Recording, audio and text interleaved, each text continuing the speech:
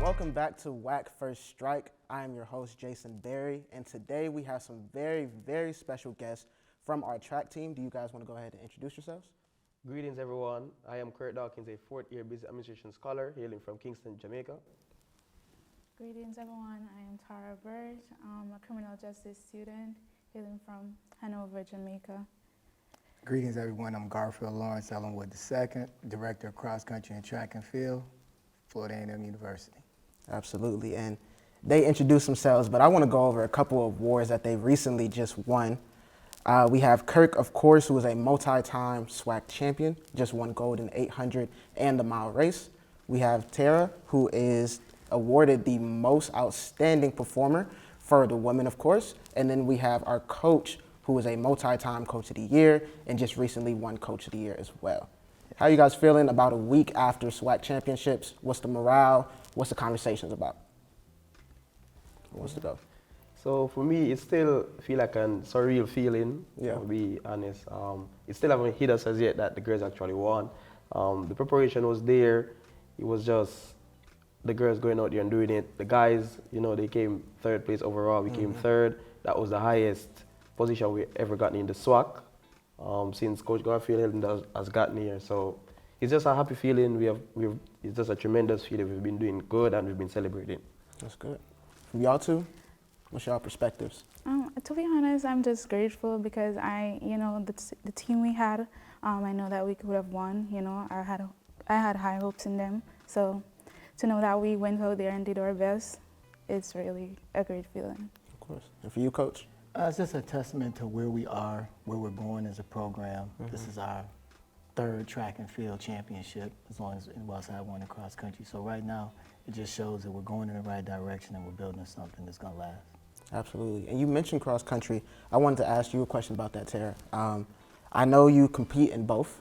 You placed 7th in the 5,000 meter run at the SWAC championship. How do you balance doing both, and what goes into that decision of doing track and cross country? I mean, cross country is more of a more endurance based and aerobic based where you build, it's like a long where you build your grits and everything. And coming into track, track is like more of a speed. So I actually combine both together. So I get my endurance from cross country and my speed from track. So it's like they complete each other. They go hand in hand. Yes. I understand that. And also, this has been a great year for you. You've broken multiple personal records across all your events. What has gone into that preparation to make this year different from every other year? I think it was my relationship with God. I stopped expecting the result, and lean more on being obedient and disciplined. So with that perspective, and also everything started aligning, my relationship with God, my work ethic, and my mindset. I start listening to my coach more. I start doing things that, that will, atomic habits, doing things that will give you the result. So I think that with that, everything comes together. It's not perfect, but we're moving forward. Absolutely. Y'all have definitely had an incredible year. Kirk, I want to start with you as well. You've captured multiple SWAC championships, of course. How do you continue to shine when the lights are the brightest, and what do you do to prepare as well? Okay, so great question. So the foundation has always been discipline and daily standards. Here at the Florida A&M University, we focus on 3 things. We focus on preparation, we focus on being disciplined, and we focus on executing. You get me? So the titles that I've received in 2025, 2026 is just nothing but consistency. We try to remain consistent. I just listen to my coaches. I just try to execute and know that the only person that can beat us is ourselves. Absolutely. Absolutely. And that's the mindset that y'all talk about. It's more than just the work. It's also a mind as well. So I recently learned that you transferred from the University of Albany after your freshman year. What made you choose FAMU? Okay, so to be honest, when I was in Jamaica, I saw FAMU on the media, and it just felt like home. Like I wasn't there as yet, but I did my research, I reached out to Coach Garfield Ellenwood and my mentor, Coach Tamika Kinchen, and I wanted to feel like as if I was at home in Kingston, Jamaica. And they could have made that possible. The conversations we had on the phone, it was smooth, you know, exciting. It seemed like they have the right plans to get me to where I really want to be. And I trusted God. Coach Garfield Ellenwood gave me a full scholarship here alongside with my coach. And I just knew that it was going to be a place where it felt as if it was more of an alignment rather than a transfer for me. Yeah.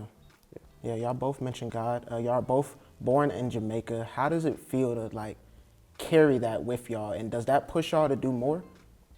Whoever wants to start. I mean, it's a country that's known for track and field, so you know, it's a pride thing, so we have to excel, feel like we have to excel, you know, so I think that it does push us more. Yeah. And for Yeah. you? And alongside for me, I've been doing track since I was 8 years old. So, you know, in the US, football is the main sport. Of course. So in Jamaica, track and field would be the football for our country. So at a tender age, we were learning, you know, how to train hard, how to focus on what we're doing. And I try to put my country, whenever I'm racing, I try to put my country in the midst too, so that I'm representing them and myself alongside with the Florida A&M University. Absolutely. And y'all represent us very well, and of course your country very well. Coach, I want to ask you a question. How do you find talents like these two, and how do you maximize on them? Because, you know, a lot of people have talent, but a lot of people don't have that work ethic. So how do you balance both?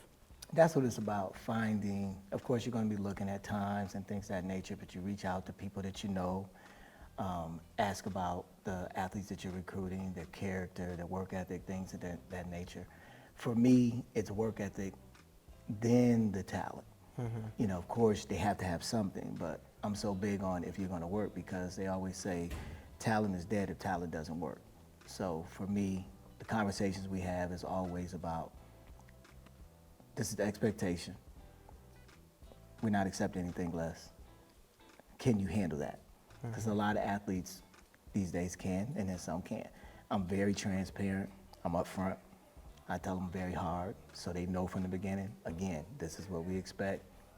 And have those conversations, talk to, like I said, talk to people around them, and then let them decide if this is where they want to be. Absolutely. And you mentioned expectations. Speaking of that, you've won a Coach of the Year every single year that you've been here since 2023. How do you continue to do that, and how are you learning and growing as a coach? That's a blessing. I'm just blessed to, over the years, to learn from some of the mistakes I've made in order to make myself a better coach, a better person, try and communicate. Sometimes my communication style is a little on the edge, but at the end of the day, the athletes know I care. Yeah. I'm hard, but I do care. And I think that's what afforded me the opportunity to have the success that we're having. And the Coach of the Year is just a bonus because of what they've done. They're buying into the program, they're buying into what we're doing, and winning the championship brings that. So it's a win-win for all. It's not just me, it's the staff as well. Without Coach Kinchin, without Coach Detweiler, without Coach Love, Coach Thomas, I wouldn't have it. Can't do it by myself. So yes, I got Coach of the Year, but it's a team thing. It's a team. I love that answer. Well, you guys have consistently emphasized being a student athlete, you know, making sure that the grades back up the stats and the times and all that type of stuff as well. How do you implement that? Because, you know, a lot of there's a lot of success in the track team right now. So how do you make sure they stay focused on their academics as well? Just try and stay on them. You know, we get our study hall reports, we get our grade reports, and I told them when I recruited them, you're going to get a degree. Without the degree, without handling your business in the classroom, you can't be on the track. When your legs stop working, you have to have that degree. I got mine. I'm making sure my children have theirs, and I'm going to make sure you get yours. So that's what it's about, constantly pushing them to get their education and reminding them that the future is with that piece of paper. And speaking of the future, you've accomplished a lot since you've been here, since you got hired. What's next for the track team, and what's next for you? If you could make a plan of the next 5 years at FAMU, what goals do you want to accomplish? Continue to win championships, become dominant. You know, we want to go on a long run of bringing in championships, not just the women, but as on the men's side, to hopefully get a new track, because we want to bring back FAMU relays in order to do that.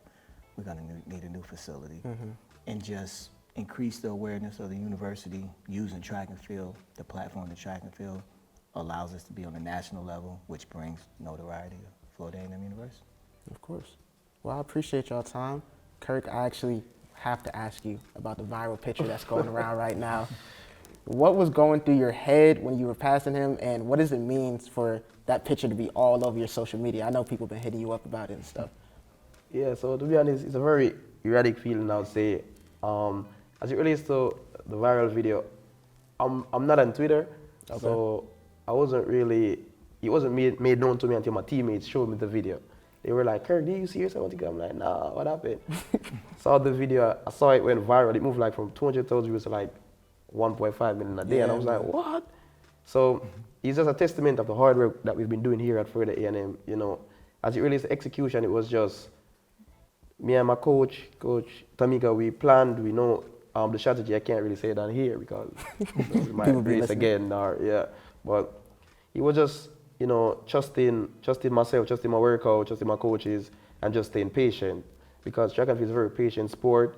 If you do 1 second faster than what you're supposed to do, it can hurt you, and if you go 1 second slower than what you're supposed to do, it can hurt you as well. Absolutely. So it's just being patient, you know, and that's what I did. I stayed patient on the last lap. I was eyeing him like 120 to go. I saw him. We do a lot of speed work here at the Florida A&M University, so I know if I can see you on the last lap, it's going to be very difficult for you to beat me in my conference. So we stayed patient, and passing him on the straightaway, I didn't know there was a camera. I was just looking at my teammates, you know, because I know they're always there. I try to inspire as much of my teammates as possible, because, you know, this is my final year, and we got a lot of freshmen on the team, so I'm trying to show them that, hey, if I can do it, we're doing the same workouts, y'all can do it too.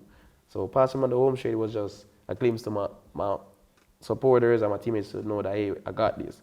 I promise you all the 10 points, and I'm going to deliver it every time I touch on the track. Absolutely. Yes. Absolutely. Well, thank y'all so much for coming in. Hopefully more championships, more Coach of the Years bring to FAMU. And thank y'all for your time. Thank you. Thank you. Thank you.